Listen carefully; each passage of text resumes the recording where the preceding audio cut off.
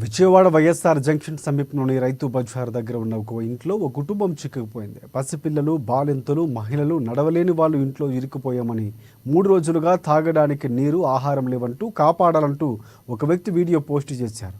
అధికారులకు ఎన్నిసార్లు సమాచారం ఇచ్చినా రెస్పాండ్ అవటం లేదని వాపోయారు. ఇప్పటికైనా సంబంధిత అధికారులు స్పందించి వరదల్లో చిక్కుకున్న తమను కాపాడాలని సోషల్ మీడియా ద్వారా ప్రభుత్వాన్ని కోరుతున్నారు.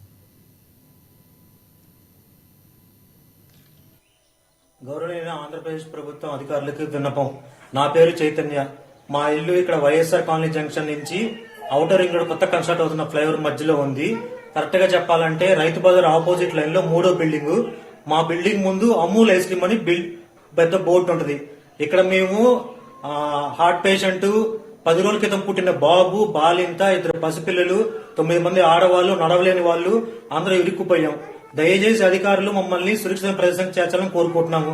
గత 3 రోజుల నుంచి మాకు ఆహారము, తాగడానికి నీరు ఏమీ లేవు. పిల్లలకి పాలు కలపడానికి కూడా నీరు లేదు.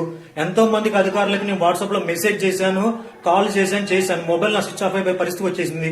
దయచేసి వీళ్ళు తొందరగా అధికారులు మమ్మల్ని సురక్షిత